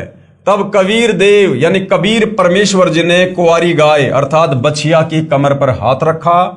अपने आप कुंवारी गाय अधन्या धेनु, वेदों में जिसको अधन्या धेनु यानी जो बिना धनाई होती है, उसके थनों से दूध निकलने लगा। पात्र भरने पर रुक गया। वह दूध परमेश्वर कबीर जी ने पिया तथा प्रसाद रूप में कुछ अपने बच्चे गरीबदास जी को पिलाया तथा सतलोक के दर्शन कराए। यानी गरीबदास जी की आत्मा को शरीर से निकालकर सतलोक लेकर गए। सतलोक में अपने दो रूप दिखाकर फिर जिंदा वाले रूप में कुल मालिक रूप में सिंहासन पर विराजमान हो गए तथा कहा कि मैं ही 120 वर्ष तक काशी में धानक जुलाहा रूप में रहकर आया हूं। मैं पहले भी हजरत मोहम्मद जी को भी मिला था। पवित्र कुरान शरीफ में जो कबीरा, कबीरन, खबीरा, खबीरन, अल्लाह अकबर आदि शब्द हैं वे मेरा ही बोध कराते हैं, यानी वो मेरा ही नाम है। तथा मैं ही श्री नानक जी को बेई नदी पर जिंदा महात्मा के रूप में मिला था। मुसलमानों में जिंदा महात्मा होते हैं, वे काला चोगा यानी ओवरकोट जैसा घुटनों से नीचे तक तथा सिर पर चोटे वाला काला टोपा पहनते हैं। तथा मैं ही बलक शहर में नरेश यानी बलक शहर के बादशाह श्री इब्राहिम सुल्तान आदम जी तथा श्री दादू जी को मिला था। तथा चारों पवित्र वेदों में जो कबीर अग्नि, कबीर देव, कबीर अंगारी आदि नाम है वो मेरा ही बोध है। कबीर वेद हमारा भेद है।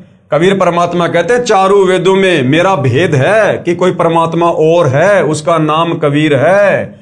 मैं मिलूं वेदों से नहीं, लेकिन इन चारों वेदों में मेरी प्राप्ति का मार्ग नहीं है। और जौन यानी जिस वेद से मैं मिलूं वो वेद जानते नहीं। और जिस पांचवें वेद सूक्ष्म वेद में मेरी प्राप्ति की पूरी जानकारी है उसको ये चारों वेद नहीं जानते हैं। और वो सत्य जानकारी कबीर परमात्मा फिर खुद ही सतलोक से चलकर धरती पर तत्वदर्शी संत के रूप में प्रकट होकर यथार्थ रूप से सृष्टि रचना के माध्यम से सर्व धर्मों के सर्व पवित्र शास्त्रों को खोल खोल कर बताते हैं। जैसे वर्तमान में वही कबीर परमात्मा सतगुरु रामपाल जी के नाम से 8 सितंबर 1951 को धरती पर प्रकट होकर आज आप और हमें बता रहे हैं, समझा रहे हैं। मैं ही वेदों से पहले भी सतलोक में विराजमान था। गांव छुडानी, जिला झज्जर, हरियाणा में आज भी उस जंगल में जहां पूर्ण परमात्मा का संत गरीबदास जी को मानव शरीर में साक्षात्कार हुआ था, एक यादगार विद्यमान है। आदरणीय गरीबदास जी की आत्मा अपने परमात्मा कबीर बंदी छोड़ के साथ चले जाने के बाद उन्हें मरा हुआ जानकर चिता पर रखकर जलाने की तैयारी करने लगे। उसी समय आदरणीय गरीबदास जी की आत्मा को पूर्ण परमेश्वर कबीर जी ने शरीर में प्रवेश कर दिया। 10 वर्षीय बालक गरीबदास जीवित हो गए। उसके बाद उस पूर्ण परमात्मा का आंखों देखा विवरण अपनी अमृतवाणी में सदग्रंथ नाम से ग्रंथ की रचना की। उसी अमृतवाणी में प्रमाण कि कुल का मालिक कौन है, सबका परमेश्वर कौन है, सारी सृष्टि को रचने वाला कौन है। गरीब अजब नगर में ले गया हमको सतगुरु आण, जिल के बिंब अगाध गति सूते चादर ताण। आदरणीय गरीबदास जी कबीर परमेश्वर का साक्षात्कार होने के बाद उन्होंने क्या महिमा की है कि दुनिया वालों परमात्मा कौन है, भगवान कौन है। अजब नगर में ले गया यानी मेरे शरीर से मेरी आत्मा को निकाल कर वो कबीर परमात्मा अजब नगर यानी सतलोक में ले गया। हमको सतगुरु आण यानी सतलोक से चलकर सतगुरु आए और मेरी आत्मा को शरीर से निकालकर वापस सतलोक ले गए। और जिलके बिंब अगाध गति यानी मैं सतलोक की क्या महिमा कहूं, वहां तो झिलमिल झिलमिल है, वहां का तो नजारा ही अलग है।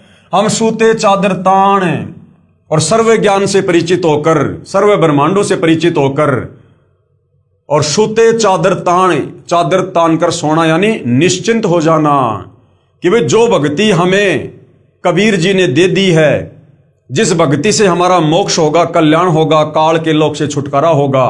और भाई हमने तो अपनी आंखों से सतलोक देख लिया और इस काल के सर्व ब्रह्मांडों को देख लिया, नरक को, स्वर्ग को, सब देख लिया। अब भाई हम निश्चिंत हो गए कि कबीर परमेश्वर की भक्ति से निश्चय हमें सतलोक मिलेगा, और अब हम अपनी भक्ति में लो लगाए हुए हैं। अनंत कोटि ब्रह्मांड का एक रति नहीं भार, सतगुरु पुरुष कबीर है कुल के सिरजनहार। आगे कबीर परमेश्वर जी की महिमा करते हुए आदरणीय गरीबदास जी क्या कह रहे हैं कि अनंत कोटि ब्रह्मांड है, अनंत करोड़ ब्रह्मांड है कबीर परमेश्वर जी के अंतर्गत, जिन्होंने सारी सृष्टि को रचा है। लेकिन एक रति नहीं भार, इन ब्रह्मांडों का कबीर परमात्मा जी के लिए रति भर भी वजन नहीं है। रति भर भी उनकी वचन शक्ति से सब हवा में घूम रहे हैं, चल रहे हैं। सतगुरु पुरुष कबीर है, जो मुझे सतगुरु रूप में आकर मिले वही पुरुष यानी वही भगवान है, उसका नाम कबीर है। कुल के सर्जनहार, कुल यानी सारी सृष्टि के सर्जनहार यही कबीर परमात्मा है। गैबी ख्याल विशाल सतगुरु अचल दिगंबर थीर है, भक्ति हेत आने काया धर आए, अविगत सत कबीर है। कि वो कबीर परमात्मा जिनकी क्या महिमा कहूं, जो सतलोक में हैं, विराजमान हैं, वहां रहते हैं, अजरो अमर शरीर है। कहते हैं वो आप और हमें भक्ति देने के लिए अपनी तेज पुंज वाली देह को हल्का करके और यहां पर हमें भक्ति प्रदान करने के लिए आते हैं। भक्ति हेत काया धर आए, अविगत सत्य कबीर। हरदम खोज हनोज हाजिर, त्रिवेणी के तीर है, दास गरीब तबीब सतगुरु बंदी छोड़ कबीर हैं। यानी आत्मा का एकमात्र वैद्य, आत्मा का एकमात्र डॉक्टर ये बंदी छोड़ कबीर परमात्मा जी हैं, जो काल के बंधनों से छुड़वाएंगे, जन्म मरण के रोग से छुड़वाएंगे। हम सुल्तानी नानक तारे दादू को उपदेश दिया, जात जुलाहा भेद न पाया, काशी माहे कबीर हुआ। गरीब सब पदवी के मूल हैं, सकल सिद्धि हैं तीर, दास गरीब सतपुरुष भजो, अविगत कला कबीर। यानी कबीर परमेश्वर जी के बराबर सिद्धि युक्त इस सृष्टि में अन्य कोई नहीं है, और एकमात्र उन्हीं की भक्ति करनी चाहिए। जिंदा जोगी जगत गुरु, मालिक मुर्शद पीर, दहु दिन झगड़ा मंडा, पाया नहीं शरीर। यानी वो ही मगर वाली बात, जब कबीर परमात्मा सह शरीर सतलोक को जा रहे थे तो दोनों दिन यानी दोनों धर्म हिंदू मुसलमानों में आपस में झगड़ा होने वाला था, लेकिन ऐसी लीला की परमात्मा ने, पाया नहीं शरीर, उनका शरीर नहीं मिला, शरीर के आकार के सुगंधित फूल मिले जो दोनों ने आपस में बांट लिए। गरीब जिसको कहते कबीर जुलाहा, सब गति पूर्ण अगम अगाहा। जिसको कबीर जुलाहा कहकर लोगों ने रिजेक्ट कर दिया था, वो तो सर्वगति पूर्ण है, वो तो अविगत परमात्मा है, सर्व का सर्जनहार है, उनकी महिमा तो अगम अगाध है। उपरोक्त वाणी में आदरणीय गरीबदास साहिब जी महाराज ने स्पष्ट कर दिया कि काशी वाले धानक यानी जुलाहे ने मुझे भी नामदान देकर पार किया। यही काशी वाला धानक ही सत्य पुरुष यानी पूर्ण ब्रह्म है, कबीर परमात्मा है। परमेश्वर कबीर ही सतलोक से जिंदा महात्मा के रूप में आकर मुझे अजब नगर यानी अद्भुत नगर सतलोक में लेकर गए, जहां पर आनंद ही आनंद है, कोई चिंता नहीं, जन्म मृत्यु नहीं, अन्य प्राणियों के शरीर में कष्ट आदि का शोक नहीं, क्योंकि वहां पर 84 लाख योनियां नहीं। इसी काशी में धानक रूप में आए सत्य पुरुष ने यानी कबीर जी ने भिन्न भिन्न समय में प्रकट होकर आदरणीय श्री अब्राहिम सुल्तान अधम तथा आदरणीय दादू जी व आदरणीय नानक जी को भी सतनाम देकर पार किया। वही कबीर देव जिसके एक रोमकूप में यानी एक बाल में करोड़ों सूर्य जैसा प्रकाश है तथा मानव सदृश शरीर है। अति तेजोमय अपने वास्तविक शरीर के ऊपर हल्के तेजपुंज का चोला यानी भद्रा वस्त्रा अर्थात तेजपुंज का शरीर डालकर हमें मृतलोक मनुष्य लोक में पृथ्वी लोक में आकर मिलते हैं, क्योंकि उस परमेश्वर के वास्तविक स्वरूप के प्रकाश को चरम दृष्टि सहन नहीं कर सकती। उस परमेश्वर के वास्तविक तेज को, नूर को, जिनके एक बाल में करोड़ों सूर्य जितना प्रकाश है, हमारी ये चरम दृष्टि, ये आंखें सहन नहीं कर सकती। भाई और बहनों, गर्मी के समय में, दोपहर के समय में ये जो सूर्य होता है, हम इसकी तरफ भी 5 सेकंड लगातार बड़ी मुश्किल से देख पाते हैं। और जिस परमेश्वर के एक बाल में इसके जैसे करोड़ों सूर्यों से भी ज्यादा रोशनी है और प्रकाश है, भला वो परमात्मा अगर अपने वास्तविक तेजोमय रूप में धरती पर आ भी जाए तो भी हम उनको नहीं देख पाएंगे। यहां पर भाई और बहनों, हम अपनी इस चरम दृष्टि से यहाँ जो भूत प्रेत वगैरह सूक्ष्म रूप में घूमते रहते हैं, हम उनको नहीं देख पाते। उस कबीर परमेश्वर को हम कैसे देख पाएंगे? तो कबीर परमेश्वर स्वयं ही अपने दर्शन करवाता है, अपने तेजोमय रूप के ऊपर हल्का तेजपुंज का रूप धारण करके तत्वदर्शी संत के रूप में हमें यहां पर आकर दर्शन देते हैं, ज्ञान देते हैं। जैसे वर्तमान में सतगुरु रामपाल जी के रूप में उनके नाम से यहां पर विद्यमान है। आदरणीय गरीबदास जी ने अपनी अमृतवाणी में कहा है, सर्व कला सतगुरु साहिब की हरि आए हरियाणे नू। भावार्थ है कि पूर्ण परमात्मा कबीर हरि यानी कबीर देव जिस क्षेत्र में आए उसका नाम हरियाणा अर्थात परमात्मा के आने वाला पवित्र स्थल, जिसके कारण आसपास के क्षेत्र को हरियाणा यानी हरियाणा कहने लगे। सन 1966 को पंजाब राज्य के विभाजन होने पर इस क्षेत्र का नाम हरियाणा पड़ा। लगभग 236 वर्ष पूर्व कही वाणी 1966 में सिद्ध हुई कि समय आने पर यह क्षेत्र हरियाणा प्रांत नाम से विख्यात होगा, जो आज प्रत्यक्ष प्रमाण है।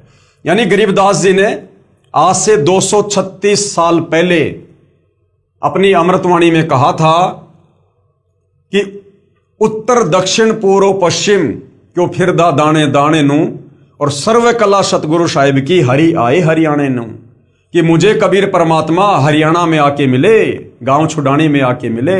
उस समय तक तो हरियाणा प्रांत नाम भी नहीं था, लेकिन अमृतवाणी भाई और बहनों महापुरुष की थी, इसलिए समय आने पर सिद्ध होनी थी। सन 1966 में पंजाब से अलग होकर हरियाणा प्रांत अलग बना और वो वाणी 236 साल बाद फिर सत्य साबित हुई, जो आज प्रत्यक्ष प्रमाण है। इसलिए गुरु ग्रंथ साहिब पेज नंबर 721 पर अपनी अमृतवाणी महिला 1 में श्री नानक जी ने कहा है कि हक्का कबीर करीम तू बे परवरदिगार, नानक बोगोयद जनु तूरा तेरे चाकरा पखाक। हक्का कबीर सिख धर्म के प्रवर्तक आदरणीय नानक जी ने भी अपनी अमृतवाणी में कबीर परमेश्वर के होने का प्रमाण दिया है कि वो हक्का कबीर, वो सत्य कबीर, वो अविनाशी कबीर ही दयालु है, बेऐब परवरदिगार, वो निर्विकार परमात्मा है। इसी का प्रमाण गुरु ग्रंथ साहिब के राग सीरी महिला 1 पेज नंबर 24 पर शब्द नंबर 29 में है। एक सुवान दुई सुवानी नाल बलके बोकई सदा बियाल, कुड़ छुरा मूठा मुर्दहार धानक रूप रहा करतार। यानी वो कबीर परमात्मा काशी में धानक रूप में आए, जुलाहे की भूमिका की। मैं पति की पंदी न करनी की कार, ऊ बिगड़े रूप रहे बिकराल, तेरा एक नाम तारे संसार में एहो आस एहो आधार। मुख निंदा आख्या दिन रात, पर घर जो ही नीच मनाती, काम क्रोध तन वशय चंडाल, धानक रूप रहा करतार, धानक रूप रहा करतार। फाई सुरत मलुकी वेश, उठ अगवाड़ा ठग्गी देश, खरा सियाणा बहुता बार, धानक रूप रहा करतार, धानक रूप रहा करतार। यानी वो सारी सृष्टि का करतार भगवान वो काशी में धानक रूप में आया। मैं कित्ता न जाता हराम खोर, ऊंकियां मुंह देसा दुष्ट चोर, नानक नीच कहे विचार, और धानक रूप का रहा करतार, धानक रूप रहा करतार। यानी कबीर परमात्मा ही कुल का मालिक है, सारी सृष्टि का सर्जनहार है, जो 650 साल पहले 120 साल जुलाहे की भूमिका करके, धानक की भूमिका करके और सह शरीर सतलोक चले गए। ये तमाम महापुरुष जो आज विश्व विख्यात हैं, ये सब उस परमेश्वर के होने का, सह शरीर होने का, समर्थ होने का अपनी अमृत वाणियों में ये प्रमाण दे रहे हैं। तो आज आप और हमें भी किसी प्रकार का कोई संशय नहीं होना चाहिए कि सारी सृष्टि का सृजनहार, कुल का मालिक कबीर भगवान है। वो सतलोक में रहता है, मानव सदृश्य है, और उसी की भक्ति जब वे तत्वदर्शी संत के रूप में आते हैं तो उन्हीं की शरण प्राप्त करके हम काल के जाल से, जन्म मरण के चक्कर से, लक 84 योनियों की पीड़ा से, तपतशिला के कष्ट से बाहर निकलकर सतलोक जा सकते हैं। गुरु ग्रंथ साहिब राग असवारी महिला 1 के कुछ अंश से, साहिब मेरा एक को है, यानी परमात्मा भाई केवल एक ही है, एक को है भाई एक को है। आपे रूप करे बहुबाती, वो खुद ही अपने बहुत सारे भिन्न भिन्न रूप बनाकर आत्माओं को ज्ञान समझाता है। नानक बपूड़ा एवं कहे, जो तिन किया सो सचू थिया, अमृत नाम सतगुरु दिया। पूरे गुरु ते गति मति पाई, बूढ़त जगू देखिया तऊ डरी भागे। सतगुरु राखे से बड़ भागे, नानक गुरु की चरणों लागे। मैं गुरु पूछिया अपना साचा विचारी राम। Page number 439 Guru Granth Sahib. उपरोक्त अमृतवाणी में श्री नानक जी स्वयं स्वीकार कर रहे हैं कि साहिब यानी प्रभु यानी भगवान एक ही है, तथा उनका यानी श्री नानक जी का कोई मनुष्य रूप में वक्त गुरु भी था, जिसके विषय में कहा है कि पूरे गुरु से तत्व ज्ञान प्राप्त हुआ, तथा मेरे गुरु जी ने मुझे अमृत नाम यानी अमर मंत्र अर्थात पूर्ण मोक्ष करने वाला उपदेश नाम मंत्र दिया। वही मेरा गुरु नाना रूप धारण कर लेता है, अर्थात वही सत्य पुरुष है, वही जिंदा रूप बना लेता है, वही धानक रूप में भी काशी नगर में विराजमान होकर आम व्यक्ति अर्थात भगत की भूमिका कर रहा है। क्योंकि नानक जी कबीर जी के समकालीन थे, इसलिए नानक जी कह रहे हैं कि वो कबीर परमात्मा भिन्न भिन्न रूप धारण करके, और 650 साल पहले यानी नानक जी के समय में नानक जी कह रहे हैं कि वो वर्तमान में काशी में, बनारस में एक भगत की भूमिका भी कर रहा है। शास्त्र विरुद्ध पूजा करके सारे जगत को जन्म मृत्यु व कर्म फल की आग में जलते देखकर जीवन व्यर्थ होने के डर से भागकर मैंने गुरुजी के चरणों में शरण ली। नानक जी स्वीकार कर रहे हैं कि जब मुझे ये तत्व ज्ञान हुआ कबीर जी के माध्यम से, जो कबीर जी मुझे बेई नदी पर मिले और नानक जी की आत्मा को शरीर से निकालकर सचखंड लेकर गए, फिर 3 दिन के बाद वापस छोड़ा। उसके बाद नानक जी बनारस गए, काशी में गए, जहां पर कबीर जी जुलाहे का काम कर रहे थे, खड्डी बुन रहे थे, और उससे पहले नानक जी सतलोक में उसी परमात्मा को देख कर आ गए थे। तो नानक जी ने जाते ही अपने आप को उनके चरणों में समर्पित कर दिया और उपदेश प्राप्त किया। तो नानक जी कह रहे हैं कि मैंने भी इस काल के भयंकर जाल को देखकर और काशी में जाकर मैंने गुरु जी के चरणों में शरण ली। बलिहारी गुरु आपने दिवहाड़ी सदवार, जिन मानस ते देवता किया करत न लागी वार। आपने आप साजियो आपने रचियो नाऊ, दुई कुदरती साजिए करी आसणु डिठो ताऊ चाऊ। दाता करता आप तू तुसी देवई करही पछाऊ। तू जानोई समझे दे ले सही जिंद कवाऊ, करी आसणु डिठो चाऊ। भावार्थ है कि पूर्ण परमात्मा जिंदा का रूप बनाकर बेई नदी पर आए, अर्थात जिंदा कहलाए, तथा स्वयं ही 2 दुनिया, ऊपर शतलोक आदि तथा नीचे ब्रह्म व परब्रह्म के लोक को रचकर ऊपर शतलोक में आकार में आसन पर बैठकर चाव के साथ अपने द्वारा रचित दुनिया को देख रहे हैं। तथा आप ही स्वयंभू अर्थात माता के गर्भ से जन्म नहीं लेते, स्वयं प्रकट होते हैं। कौन? कबीर परमात्मा।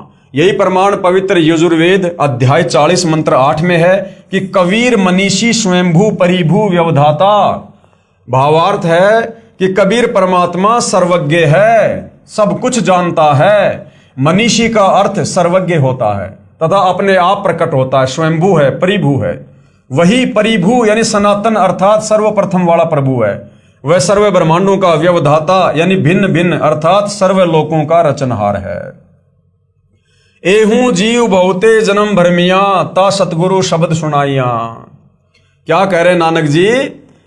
कि नानक जी कह रहे हैं कि मेरा ये जीव बहुत समय से जन्म तथा मृत्यु के चक्कर में भ्रम रहा। अब पूर्ण सतगुरु ने यानी कबीर जी ने वास्तविक नाम प्रदान किया, यानी सतनाम का जाप दिया। श्री नानक जी के पूर्व जन्म यानी नानक जी के पहले और कौन कौन से मनुष्य जन्म हो चुके थे। सतयुग में राजा अमरीश और त्रेता युग में राजा जनक हुए और फिर नानक जी हुए, तथा अन्य योनियों के जन्मों की तो गिनती ही नहीं। लग 84 में कितनी बार गए वो तो गिनती नहीं, क्योंकि नानक जी भी वही आत्मा है जो शतलोक से इस काल के चक्कर में आप और हमारे साथ में यहां पर आई थी। प्रभु कबीर जी ने स्वामी रामानंद जी को तत्व ज्ञान समझाया। अब भाइयों और बहनों, कल के वीडियो का हमारा क्या टॉपिक रहेगा? प्रभु कबीर जी ने यानी सारी सृष्टि के मालिक, कुल के मालिक कबीर परमात्मा जी ने, जो सतलोक में रहते हैं, सह शरीर हैं, मानव सदृश्य हैं, तत्वदर्शी संत के रूप में जगत को सृष्टि का ज्ञान देने के लिए, काललोक से छुड़वाने के लिए यहां पर आते रहते हैं। तो उस परमात्मा कबीर जी ने स्वामी रामानंद जी को तत्व ज्ञान समझाया। आदरणीय रामानंद जी जो काशी में हुए हैं, कबीर परमात्मा के समकालीन थे, कबीर परमेश्वर जी के मुंह बोले गुरुदेव थे। उनको भी कबीर परमात्मा जी ने 5 वर्ष की उम्र में, जब पंडित रामानंद जी की 104 साल की उम्र थी, उस समय कबीर परमात्मा 5 वर्ष की लीला में उम्र में थे। और पंडित रामानंद जी जो चारों वेदों के, 18 पुराणों के, गीता जी के प्रकांड ज्ञाता थे, उनको कबीर परमेश्वर जी ने अपने तत्व ज्ञान के आगे नत मस्तक कर दिया और पंडित रामानंद जी ने कबीर जी से उपदेश प्राप्त किया। लेकिन जगत की दृष्टि में पंडित रामानंद जी कबीर जी के गुरु बने रहे। तो ये क्या कबीर परमात्मा जी की लीला थी। और फिर पंडित रामानंद जी ने भी अपने गुरु, अपने गुरुदेव कबीर जी की कलम तोड़ महिमा की है और आदरणीय गरीबदास जी ने उसको अपनी अमृतवाणी में लिपिबद्ध किया है। इसके विषय में भाइयों और बहनों हम कल के लाइव वीडियो में समझेंगे, क्योंकि ये पवित्र पुस्तक ज्ञान गंगा है। हम धीरे धीरे इसमें आगे बढ़ेंगे, धीरे धीरे हम इसको समझेंगे। और जो कबीर परमेश्वर सतगुरु रामपाल जी हमें समझाना चाहते हैं अध्यात्म के विषय में, हम उसको जानेंगे, समझेंगे और सतगुरुदेव भगवान से उपदेश प्राप्त करके अपनी आत्मा का कल्याण जो है करवाएंगे। तो भाइयों और बहनों, इतने सारे महापुरुष जिनको कबीर परमात्मा, कबीर देव सतलोक से चलकर गति करके क्षण भर में इस पृथ्वी पर प्रकट होकर जो इन महापुरुषों को मिले, इनको ज्ञान समझाया, इनको सतलोक का दर्शन करवाया, ताकि आज आप और हम आत्माओं को इनके द्वारा लिखे इन ग्रंथों को पढ़कर, इनकी अमृतवाणियों को पढ़कर हमें विश्वास हो कि वास्तव में वो कुल का मालिक, सारी सृष्टि का सृजनहार कौन है। और जब इन महात्माओं को मिला, इनको ज्ञान दिया, आज वही ज्ञान, वही शास्त्र प्रमाणित ज्ञान सतगुरु रामपाल जी दे रहे हैं। वही मंत्र जो कबीर परमेश्वर जी ने इन महापुरुषों को दिया और इनकी आत्मा का कल्याण हुआ, वही मंत्र, वही ज्ञान, वही समाधान, वही भक्ति मार्ग आज सतगुरु रामपाल जी हमें दे रहे हैं। और एकमात्र पूरी पृथ्वी पर वही मंत्र, वही ज्ञान, वही समाधान, वही भक्ति मार्ग सतगुरु रामपाल जी के ही पास है। दूसरा कोई विकल्प, कोई तरीका इस काल के 21 ब्रह्मांड से बाहर निकलने का नहीं है। तो भाइयों और बहनों, यदि ये अमृत ज्ञान समझ में आ रहा है तो आप जी अविलंब सतगुरु रामपाल जी से उपदेश प्राप्त करें और अपनी आत्मा का कल्याण करवाएं। तो आज के वीडियो में भाइयों और बहनों केवल इतना ही। कल परमेश्वर जी के आशीर्वाद से हम फिर सेवा में हाजिर होंगे। तब तक गुरुदेव भगवान हम सबको आज्ञा दे, आशीर्वाद दे, सद्बुद्धि दे, मार्गदर्शन करे। बंदी छोड़ सतगुरु रामपाल जी परमेश्वर जी की जय हो।